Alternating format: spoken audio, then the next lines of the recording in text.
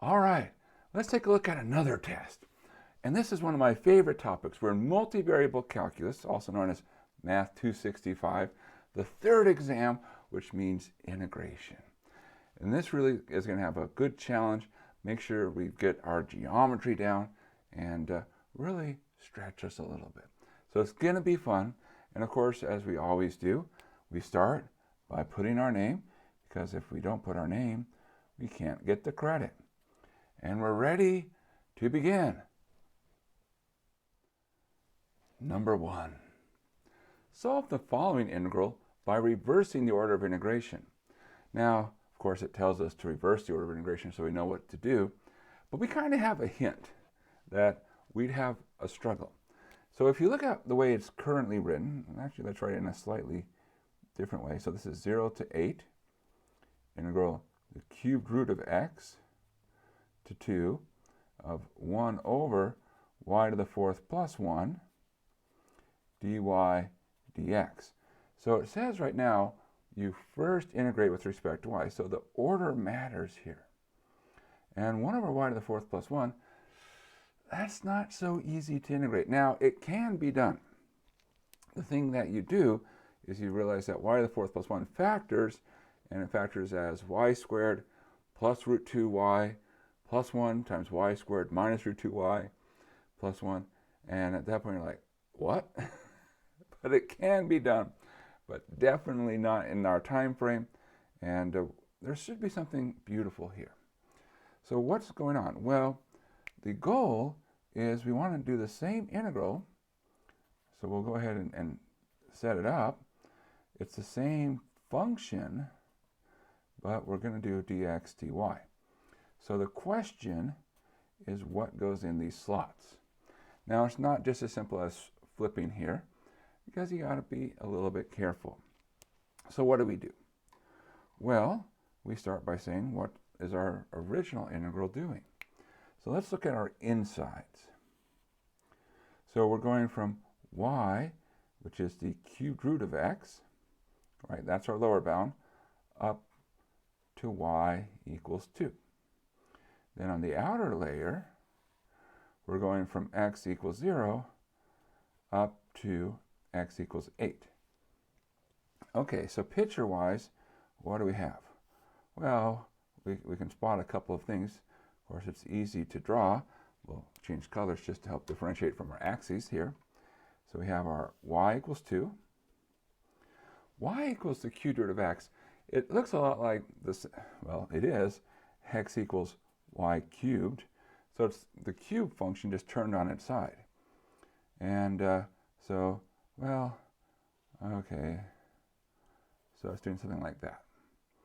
And now, what do you notice? Well, when do we hit y equals 2? When does y equal 2 and y equals cubed root of x intersect? Well, that would be at x equals 2 cubed, which means that my picture is not the greatest picture, but intersects at 8.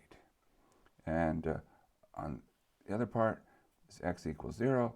And now we see, aha, here's our shape. Good, good. So what's going to happen? Well, currently, the way we're integrating this is slicing this way. So, changing the order of integration, we're going to slice the other way. And now we have our great aha, because we see a couple of things. We see, all right, if we're slicing this way, well, we can do our outer bounds, the y bounds. We say, where does y go from? Well, we're going from down here, y equals 0, to up here, y equals 2. So 0 to 2. What about our x? Well, where are we going from? Well, we go from high to low, low to high. So low, left-hand side, is at x equals 0. So x equals 0, that's that bound. The high is this curve. Now, it was y equals cubed root of x, but when I put bounds here, what do I put? It's not cubed root of x. Because really, if we step back a second, remember that when we set bounds, there's a sort of we suppress. So it should have been x equals 0 to x equals 8, y equals cubed root of x to y equals 2. So when we come over here, we want to have something similar. We want to have y equals something to y equals something, x equals something to x equals something. So what's the right expression? We actually already have it, y cubed. So x equals y cubed. All right, good, good. So we've done the hard part. We've actually reversed the order of integration. Now, the rest of this is hopefully no surprise. So for instance, when I integrate this with respect to x, well, there is no x. It all involves y, which means what? Which means we can treat it like a constant. So this would become integral 0 to 2 of our constant 1 over y to the 4th plus 1 times x. Evaluate from x equals 0 to x equals y cubed. Great. Progress. Now do the evaluation. So the good news is plug in 0, you get 0. So we plug in y cubed. Y cubed over y to the 4th plus 1 dy. And this looks a lot better than that. Why is this better than that? Well, because if you think about it, if you say, what's the root of y to the 4th? It looks a lot like y cubed. Aha! Idea. Substitution. So we'll just do our substitution really quick. U equals y to the 4th plus 1. Du is 4y cubed dy. Then, of course, we can use our sophisticated technology called divide by 4. 1/4 du, y cubed dy. So we get integral. So the y cubed dy is a 1/4 du. This y to the 4th plus 1 becomes a 1 over u. And, of course, now my u's and my 4's look suspiciously similar, but all right. What about the bounds? Well, as before, these are really y bounds, so we want to go to u bounds. Well, so plug in y equals 0, you get u equals 1. Y equals 2, you get u equals 17. And, all right, 2 to the 4th, 16 plus 1, 17. And so this is 1/4 log u, evaluate from 1 to 17. Now the nice thing is log of 1 is 0, so we plug in 17, and we get 1/4 log of 17. Done. Wow, brilliant, great. And it didn't take us 75 minutes to do that problem, which if we hadn't reversed the order of integration, hopeless, hopeless. We never would have gone to problem 2. It would have taken far too long. So what's the key? Of course, the key is understand how you relate the bounds, get the geometry, and then put the new bounds. The integrations involved. As a rule of thumb, there's no tricky integration. It's the setup. And once the setup is right, then all the integrations tend to be very simple. So we're not being pushed so hard on the integration on these tests. It's the setting things up. Of course, I make that sound like it's easy. It's not. It takes work, but with practice, we can do it. All right. Well, one problem down, many still to come. Number 2, find the moment of inertia of the solid. And we have a solid being described to us, 0 less than or equal to x less than or equal to 1, 0 less than or equal to y less than or equal to x, and 0 less than or equal to z less than or equal to x plus y. Now, it's actually interesting that the way that they're describing this here, because they're not giving us a picture, they're giving us a sequence of bounds, but notice something interesting here. I just want to point this out. The x bounds are number to number. The y bounds go from something to a function of x. So I can think function of x to function of x.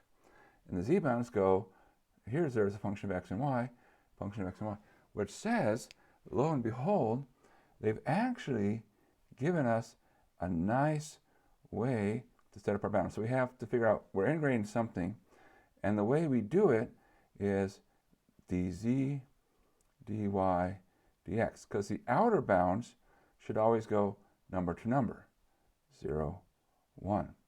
The next layer in should go from function of the outside, which is x, to function of x.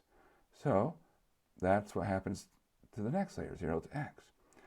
The innermost layer, z, should go from function of x and y to function of x and y. Well, 0 is a function of x and y. It's a 0 function. Perfectly valid. And so it's like, oh, so they actually gave us our bounds right away if we understood, number to number, function of a single variable, function of a single variable, function of two variables, functions of two variables. Okay, good. Now, what are we actually integrating? What goes in the dot, dot, dot? Okay, so this is moment of inertia. Okay, so let's just remind ourselves, when we talk about our various pieces, what happens here? Well, with mass, what do? It's our density times our, in this case, it's the three-dimensional shape, our volume. With moment, what happens? Well, with moment, we add distance times density times volume. And with inertia, we go one step further, which is distance squared times density times volume. All right, so we square the distance. So when we're talking about inertia, we always talk about inertia with respect to something. In this case, it's the z-axis. So we have our z-axis. Here we are. We'll just mark it. And now, imagine I have something over here. And let's call it x, y, z. How far away is the z-axis from the point x, y, z? Well, what you can do is you can say, look, if I want to get to the z-axis, I can think of I'm on the same level, and I'll just go straight over to where the axis is. So it's to the point 0, 0, z. So these would be the nearest points, right? X, Y, Z, 0, 0, z is the nearest point on the z-axis. How far are these 2 points? Well, this distance would be the square root of change in the x-coordinate, x squared, change in the y-coordinate, y squared, and change in the z-coordinate, 0 squared. Okay, so that's the distance. So now we are ready to put it all together. So we have our integral 0 to 1, our integral 0 to x, our integral 0 to x plus y.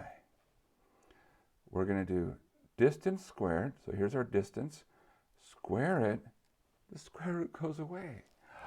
I think that's one of the reasons they like doing inertia, because distance inherently has a square root, so inertia gets rid of it. Life is good.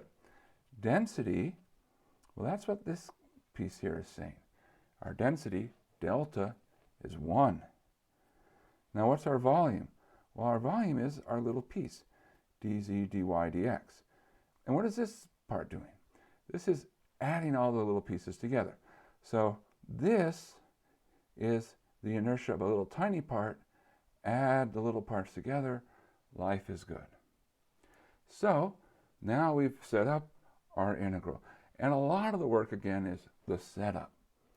But, of course, not all of it. We've got to do the carrying it out. So let's carry out the computation. And we just go one layer at a time. We're not going to try to do anything crazy like change the order of integration, because then we'd have to spend a lot of time figuring out, wait, what's our picture? No, we're just going to follow our nose. First, we integrate with respect to z. So what would that do? Well, integral 0 to 1, 0 to x. X squared plus y squared times z, because these are constants with respect to z. Evaluate z equals 0, z equals x plus y, dy dx. So that's 0 to 1, 0 to x squared plus y squared times x plus y, and then subtract x squared plus y squared times 0. Well, that's nice. A 0. All right. Now we got to do some algebra. I know. Algebra. Sounds scary, but it's not too bad. Okay, what's our algebra? We're going to multiply this out.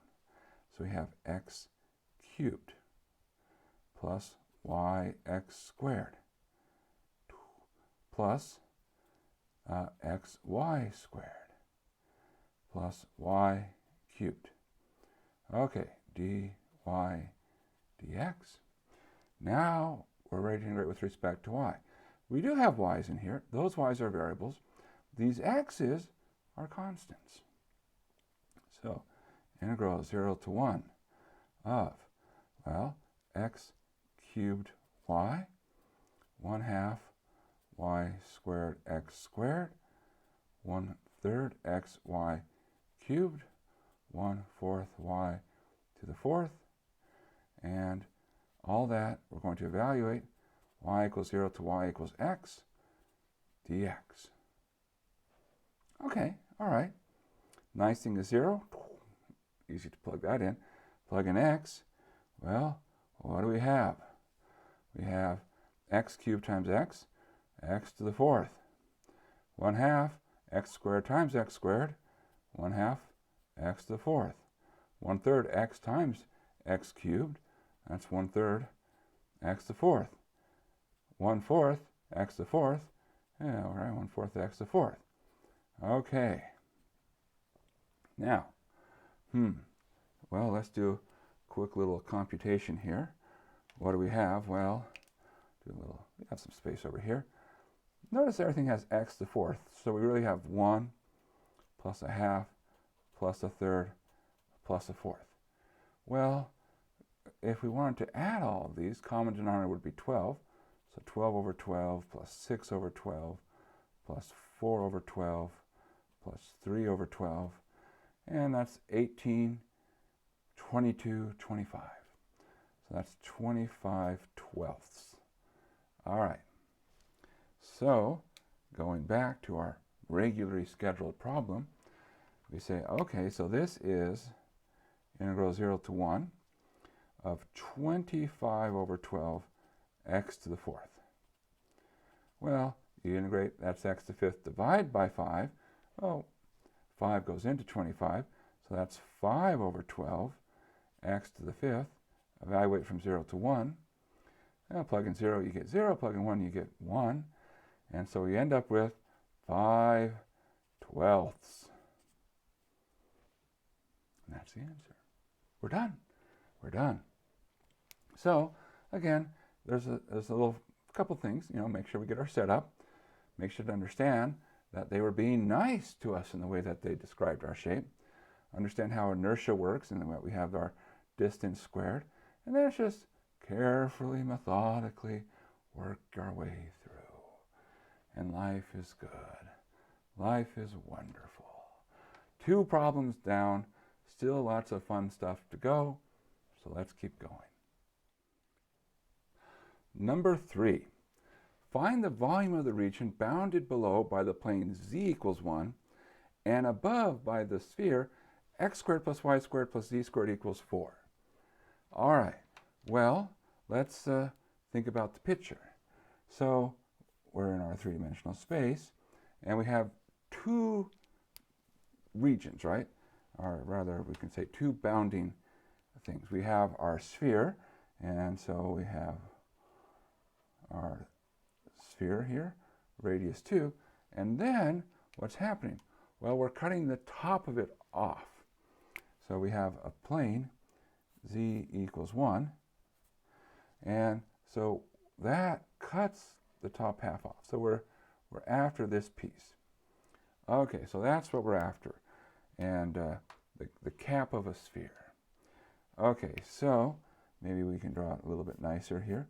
So this piece right up here, that's our region. Now, well, how do we want to go about this? It kind of is suggestive here. So we're after volume. Volume is pretty easy. The way we find volume is we integrate over our region 1 dV. So this is not a very surprising application. In fact, it's kind of the obvious one. So the thing is, well, how do we go about carrying out this integral? So this comes down to saying, well, we have to describe it. And the easiest way to describe things like this would be if we switch coordinate systems. So this problem is really at its heart about coordinate systems. Now, which coordinate system do we want to use? Well, we want to use not Cartesian, because Cartesian is built for flat things, lines, planes, not for round things, spheres. So there's sort of two options. So let's just ponder our options. There's spherical and there's cylindrical. Now, spherical sounds great if we have something which is purely a sphere. Cylindrical works great if we have anything which is rotationally symmetric around the z-axis, which we do. So there's actually both reasonable. Now, we have to think about, well, okay, if they're both reasonable, which one do we want to use? Well, in spherical, how would we describe these regions?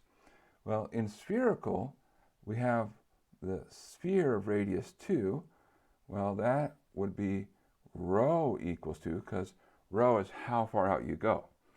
So rho equals the number is the shell of a sphere. But then we have this other surface, z equals 1. Now, what is z? Well, you have to remember stuff, and I'm an old person, so I sometimes have to think about things for just a second. And so what I do, if I'm trying to remember, say, well, I know I have this angle that comes off, which is phi. And what happens here? Well, if I'm at a certain point, well, if I look here, this would be cosine phi. So the z coordinate is cosine phi. Then down here, this is sine phi. So we have that z is equal to rho cosine phi, and r is rho sine phi. Okay, so if we wanted z equals 1, that would become 1 equals rho cosine phi, or rho, if we solve for rho, is secant phi. Secant. Well, that's gets a little dicey when it comes to integration, but possible. Okay, so that was our spherical. What would happen if we were doing things in cylindrical? Well, the nice thing is, because we have that rotational symmetry, we can simplify things and say, look, let's just imagine we take a slice of a half plane. So I'm just trying to understand what this looks like.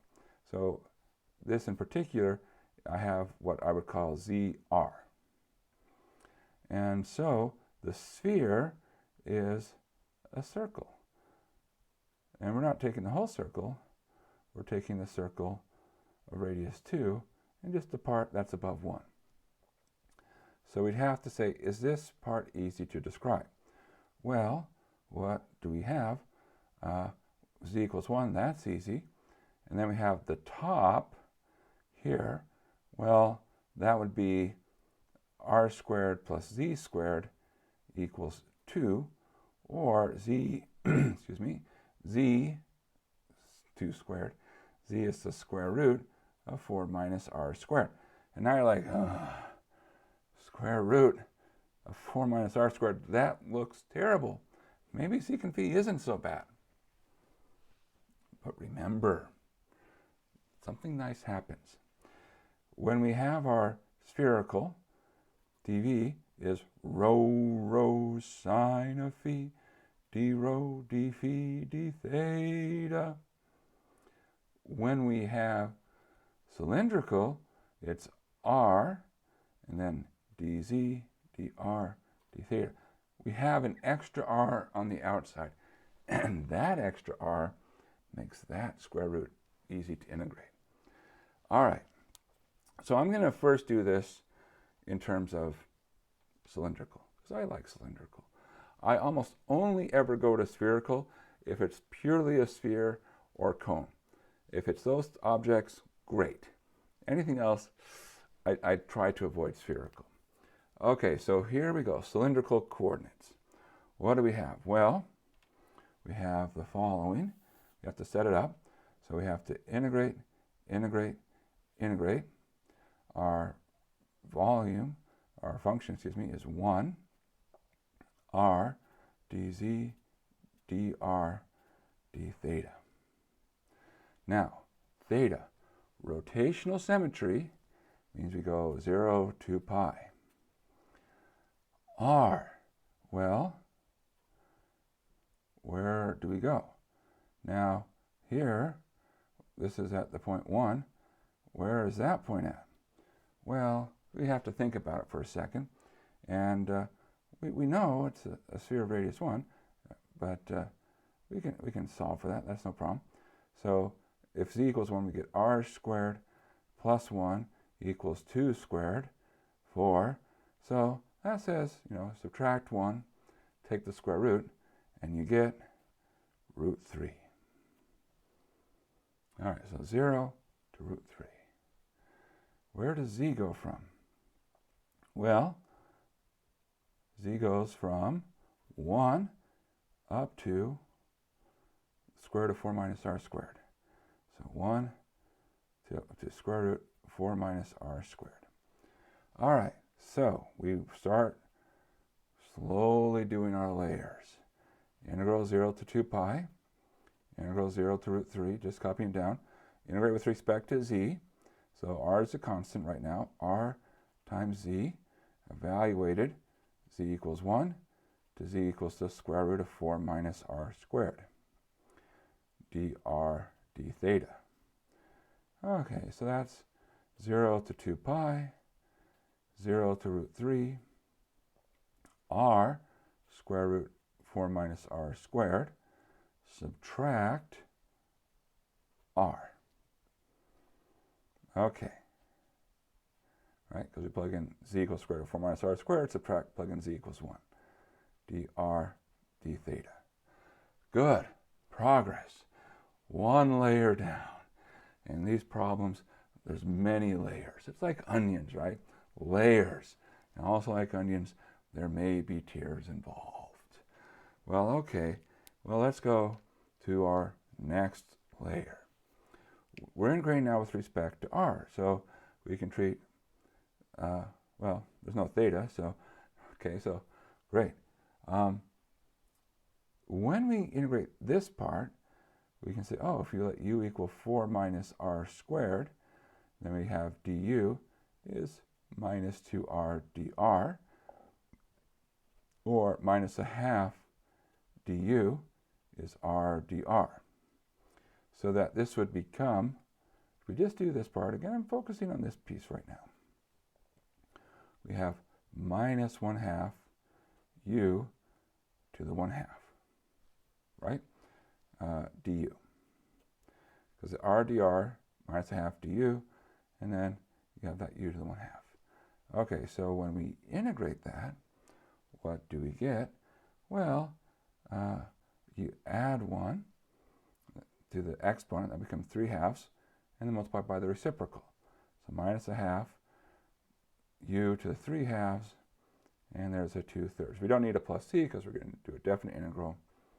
And so that would be minus 1/3 times 4 minus r squared to the 3/2. Okay. All of that is to help us do the following.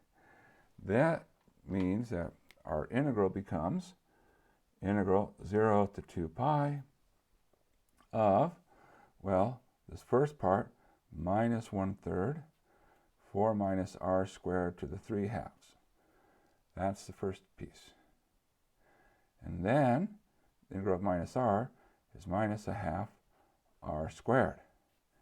And we're going to evaluate r equals 0 to r equals square root 3. And of course, we still have to do the integral d theta. Well, all right. This is the part where we have to unravel. So carefully we work our way through. Plug in r equals square root of 3. That becomes 3. 4 minus 3 is 1.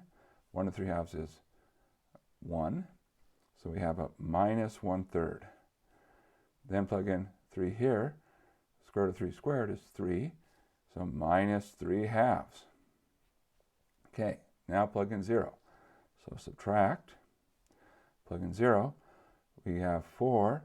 Minus 0 is 4. 4 to the 3/2. Well, you could take 4 cubed, which is 64. Square root of 64 is 8. Or, like a sane person would, say, oh, square root of 4 is 2, and 2 cubed is 8. So we have minus 1/3 times 8. And then, of course, plug in 0 into 1/2 r squared, get 0. Well, okay, so minus minus makes a plus, so this is 8/3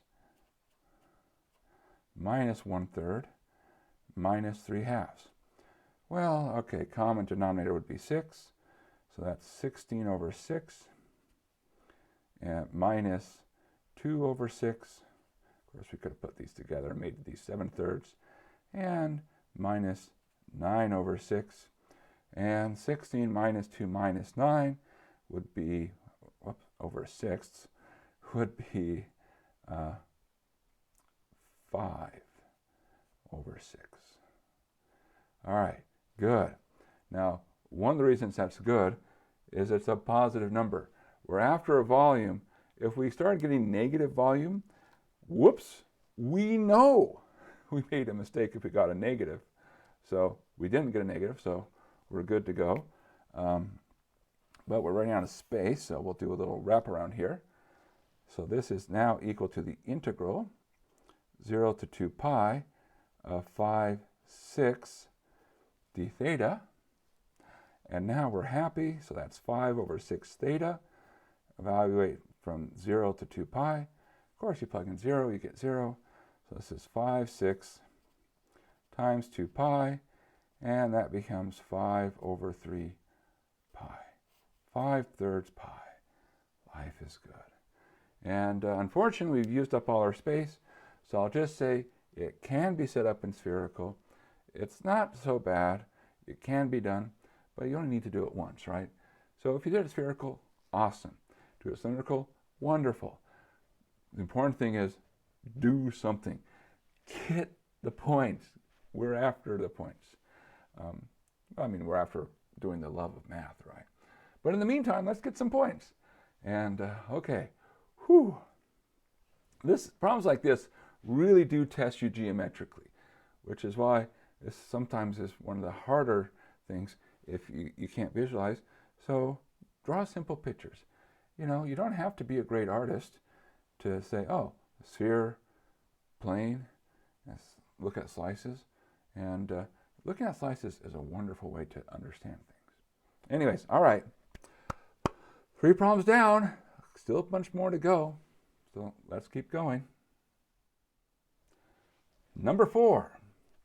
Use u equals x plus y and v equals x minus y to make a change of variables and then evaluate the integral over the region x plus y quantity squared e to the x minus y quantity squared dA, where R is the shaded region in the xy plane shown here. All right, so we've got a couple of things going on here. This is a change of variables. So whenever we have change of variables, remember we've got 3 things we've got to figure out. We've got to figure out the new function. We've got to figure out the new dA, and we've got to figure out the bounds. So we have to understand how these pieces all fit together. Okay, so let's talk about things in order. Well, I'm going to go slightly out of order, actually. I like to start here. So this part is the Jacobian. And in essence, that's the big thing that's being tested. So what do we have? Well, if I'm looking at du dv, I can say that's an absolute value of a determinant dx dy. Now the question is, what goes here? So this is when we come up to these functions. So we're going to have our u sub x, and I can never quite remember the right order for this. But here's the thing. You don't have to be super right. Jacobian is very forgiving. As long as you remember you have your partial derivatives of your u and your v with respect to x and y, life is fine. So in our case, okay, so what would this be? So we're taking the absolute value of, well, okay, 1 and 1 and 1 and minus 1. dx dy, and take determinants, multiply down the diagonal, subtract multiplying up the other diagonal. So this would be minus 1, subtract 1, and dx dy, or if you like, 2 dx dy. Another way to say this is I can write this as, oh, dx dy is 1/2 du dv. So when I'm swapping from x to y to u to v, I have an extra factor of 1/2. So currently this dA here, it doesn't say it, but because everything's in terms of x and y, this is a dx dy. And so we're going to end up with a 1/2 coming in after we do our change. Okay, so good. That means that the dA is not so bad. We just have a constant factor involved. Okay, function. Now the nice thing is, because this is a constant, sometimes you have to grab a piece here to go into your dA, but we don't. So we say, okay, what do we have? We have x plus y squared e to the x minus y, and I'm going to be very careful with my parentheses, squared, because parentheses mean things. Now, what I'm looking for is how do I write in terms of u and v? So I'm looking for my pieces. I'm looking for an x plus y and an x minus y. I see an x plus y. Okay, so that will become u. I see an x minus y. That's going to become v. So that becomes u squared times e to the v squared. And now, here's where parentheses matter. E to the v squared is what? Well, it's not, as is very tempting, e to the v quantity squared. No, no, no. It's e to the 2v. So exponent to an exponent, multiply. So that's our new function. Okay, good. Life is looking wonderful here. Now, the bounds. The bounds, the bounds. Don't forget the bounds.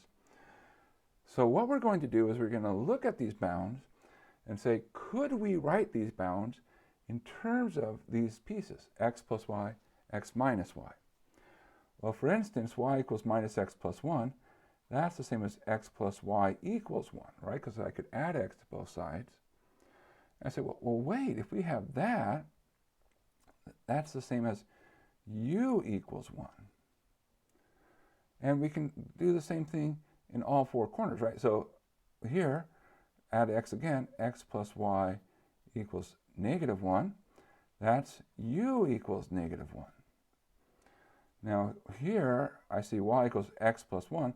I want to get x minus y, so I'm going to move the y across, that one across. This becomes x minus y is negative 1. So that's v equals negative 1. Same thing here. Move the y across, move the 1 across. This will become x minus y equals positive 1, or v equals positive 1.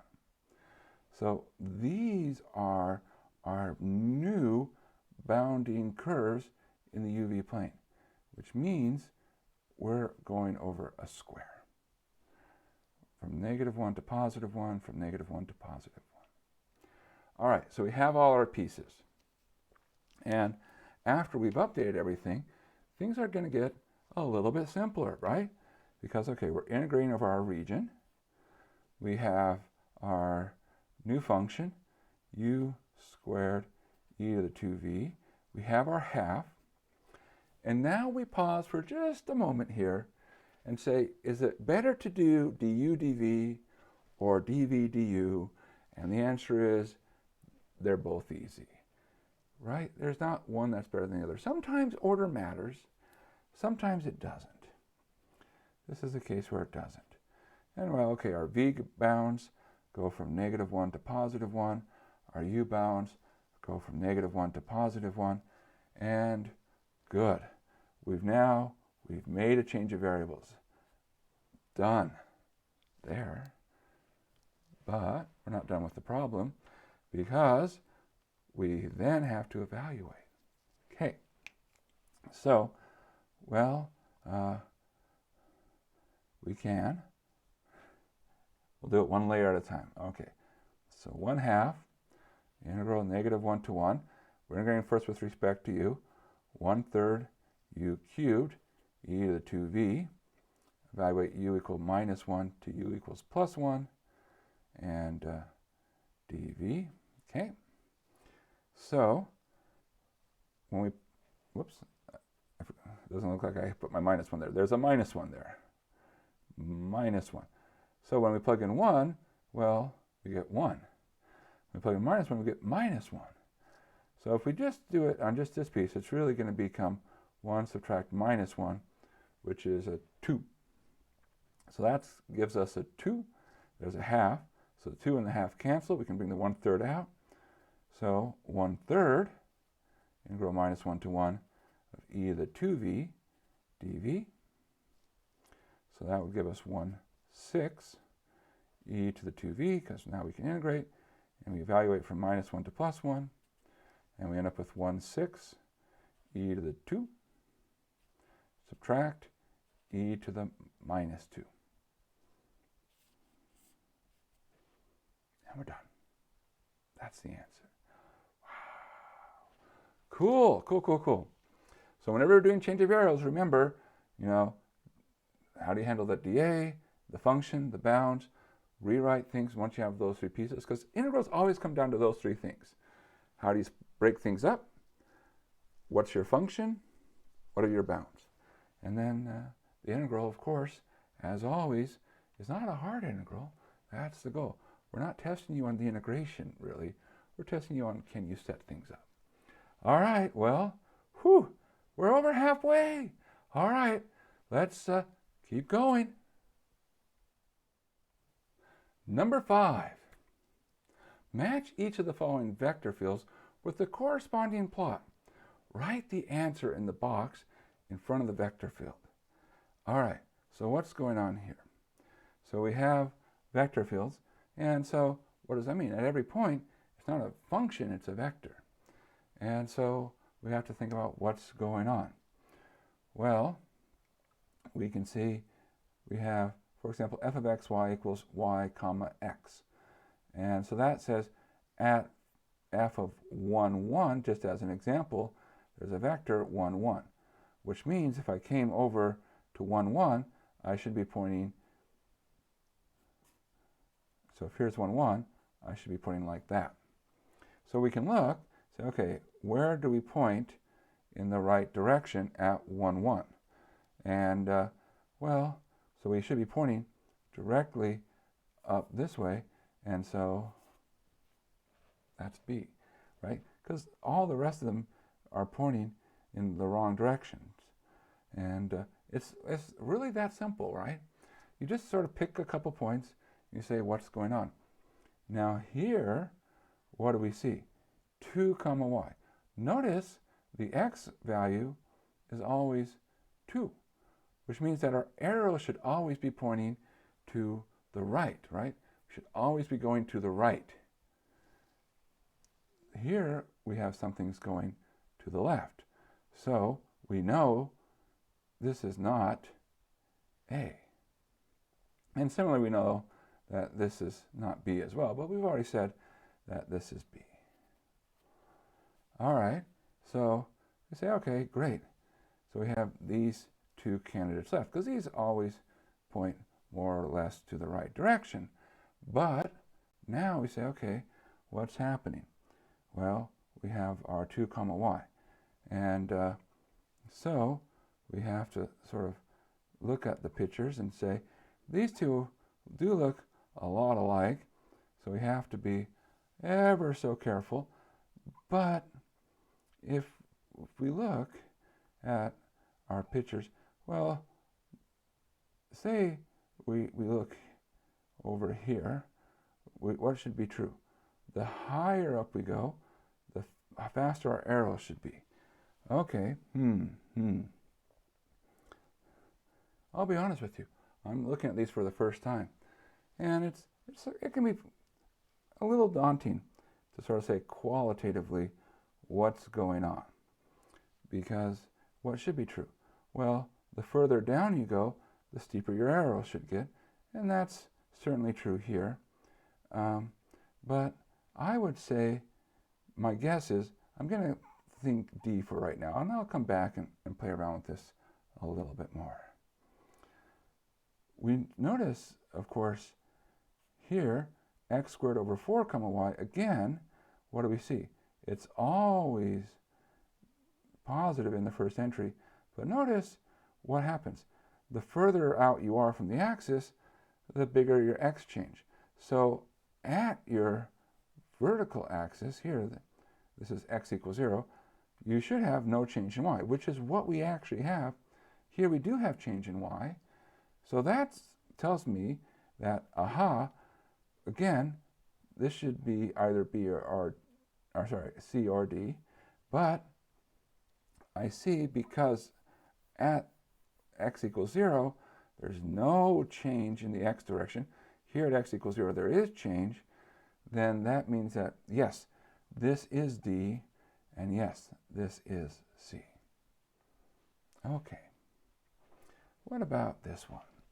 Well, we can go and ha, ooh, ah. Well, okay, the process of elimination has to be A. But again, you just pick a couple of points. And it doesn't really matter which points you pick. You could say, well, what happens if I'm down here at, say, 1, 1? What should be true? Well, I should have 1 minus 1 minus 4, so I should be going to the left, and, minus 1 minus 1.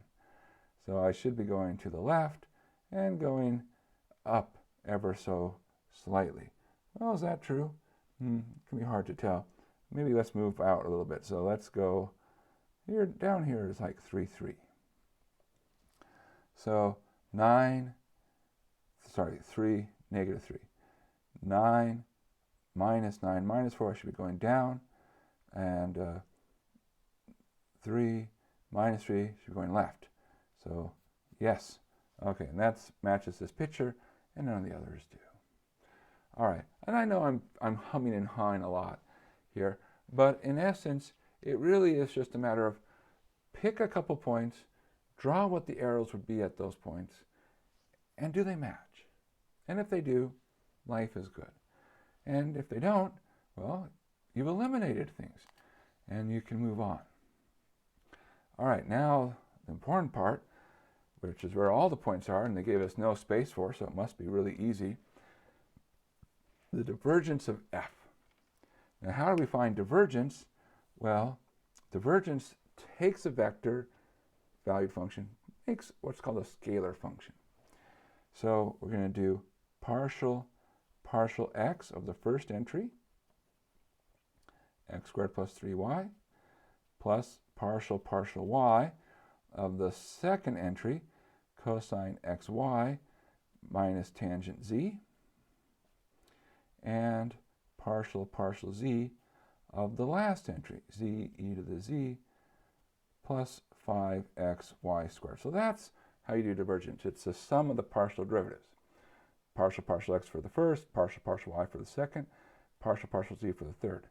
So if you go through and do those partial derivatives, you'll have 2x. Derivative, there's no y, so the tangent goes away.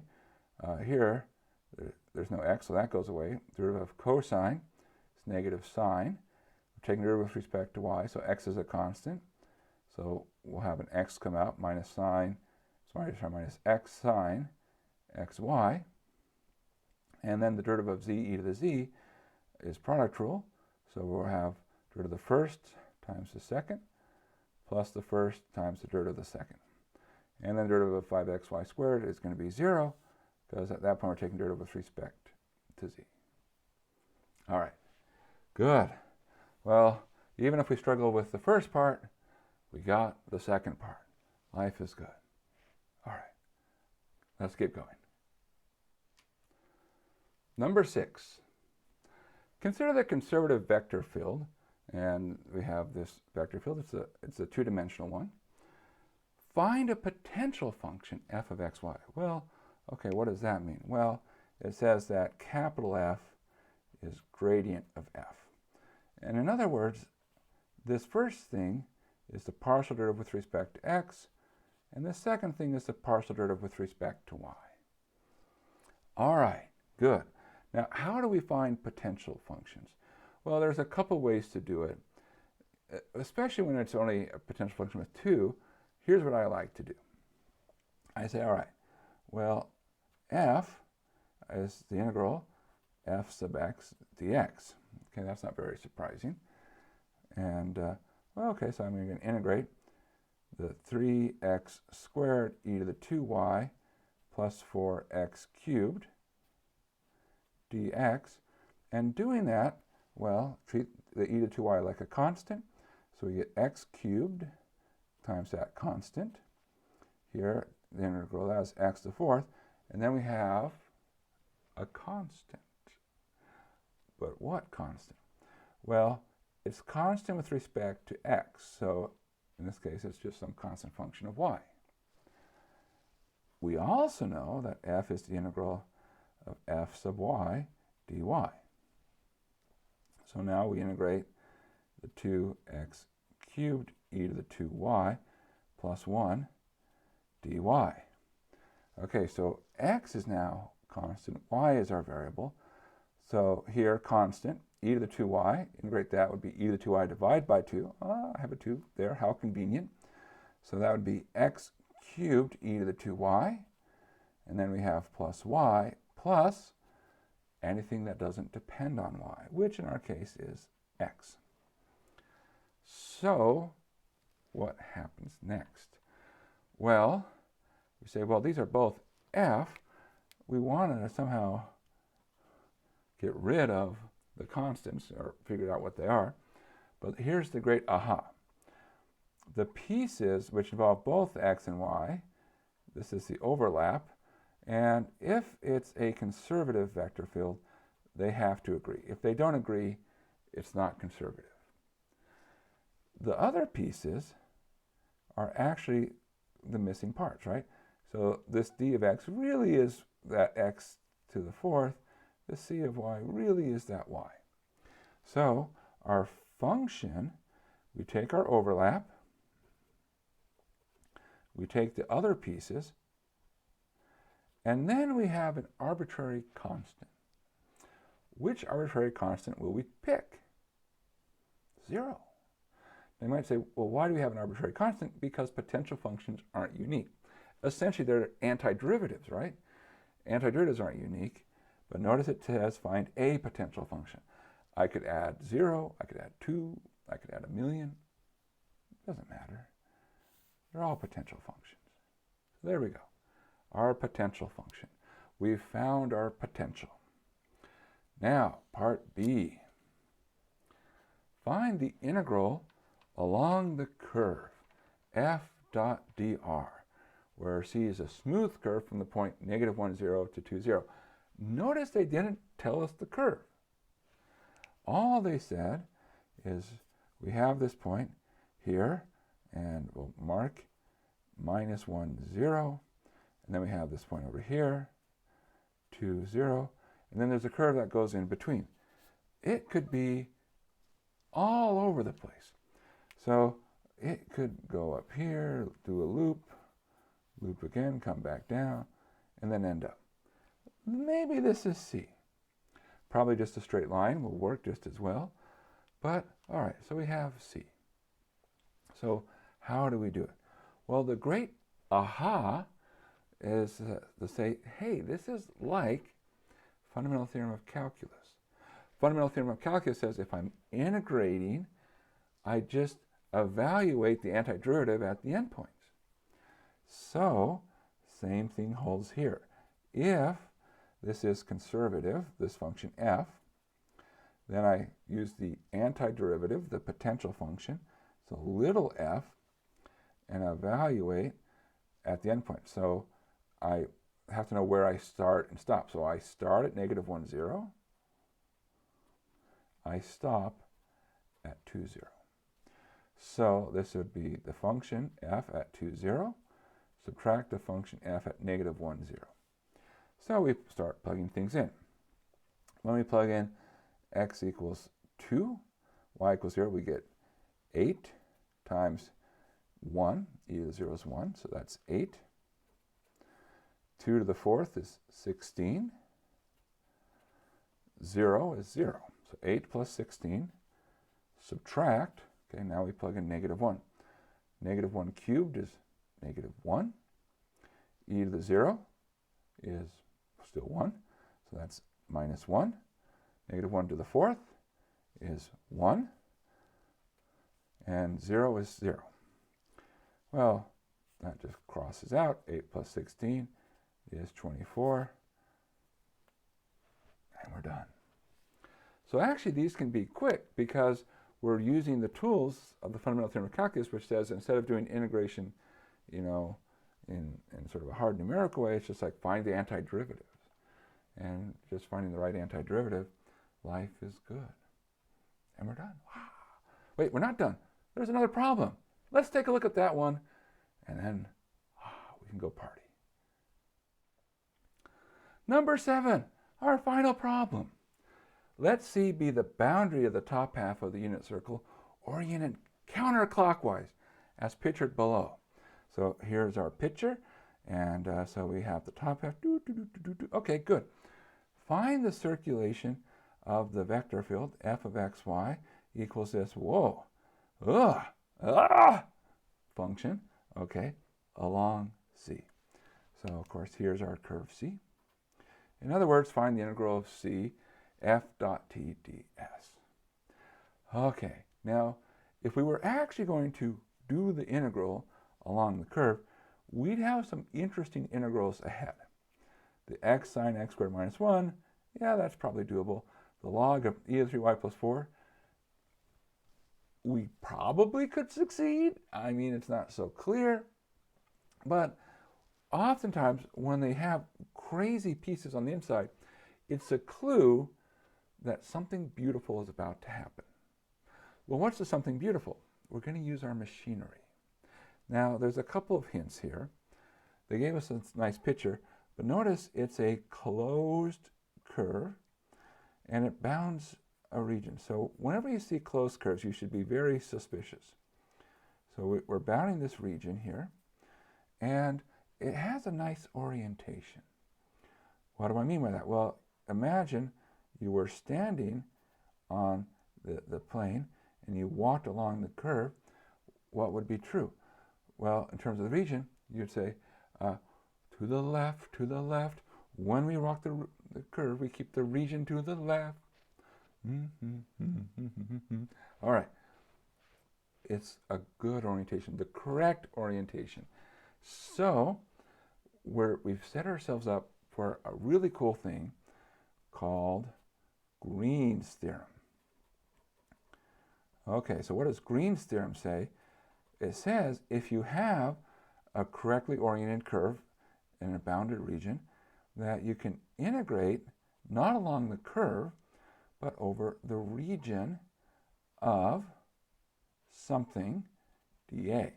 Now, here is where it gets a little bit dicey, because it's hard to keep it in your head sometimes. N sub x minus m sub y. You might say, well, what is n and m? It's the pieces, sorry, whoops, m, comma, n. It's the pieces up here. All right, so that's Green's theorem. And just to make sure there's no ambiguity with my picture, I'm just going to mark my region here, R. Now, if you're having a hard time memorizing this, and I just hope that, you know, it's on test, we know it's going to come. It's one of those things. You might say, how do I remember this part? Well, it comes back to a piece of the curl. And when you go into higher dimensions, this will make sense. What we're seeing is something, it's a special case of Stokes' theorem. And I know you're like, oh, Stokes' theorem. I'm stoked to hear that. Yes, you will be. It's really cool. And so if you remember the curl, I, J, K, partial, partial X, partial, partial Y, partial, partial Z, then you have your M and P. If you focus on the K, you have K, partial, partial X of N. So that's N sub X. And then you subtract, the other way, partial, partial Y of M. So that's M sub Y. So it's the piece of the curl. So when in doubt, think about, well, what would be the right piece of the curl? And then you're like, oh, okay, good, I've got it.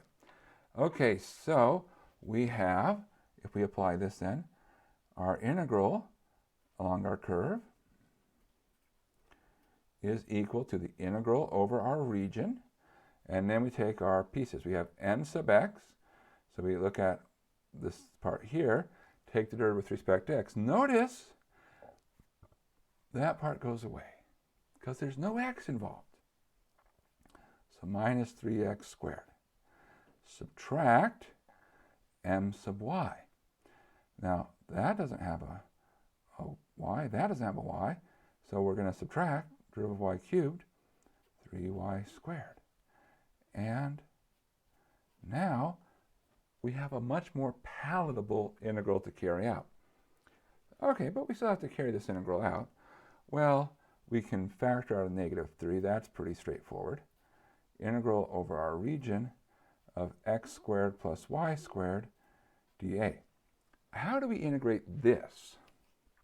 Well, we look at our region and say, it's a circle. We're in the plane polar. All right, so we're going to switch to polar. Okay, good news. Now, the nice thing about polar, x squared plus y squared, well, that's r squared. dA, r, dr, d theta. Now, the last part for us to figure out is, of course, so you have r squared, r, dr, d theta.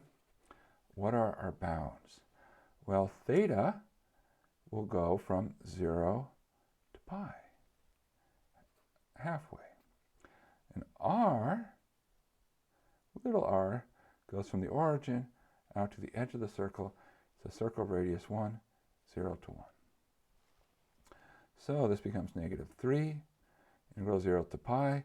We have r squared. The integral of r squared is, r cubed, r squared times r, integral of r cubed, 1/4 r to the 4th. Evaluate that from 0 to 1. And, okay, so this would be 1/4, right? Because I'll plug in r equals 1, you get 1, r equals 0, you get 0. You can pull that out, so that's negative 3/4, integral 0 to pi, d theta. That's negative 3/4 theta. Evaluate from 0 to pi, which is negative 3/4 pi. Good. Done. Phew. We finished. We still even have a few minutes left. We can go back and double check our work. But we had all our ideas in place so that we would be in a wonderful place to succeed and do well. That's what we want. We want to succeed. Success is a great thing. All right. Well, I hope you enjoyed the test, and I hope you enjoy the test you're about to take just as much. And that's it for now, and hope to see you again. Bye.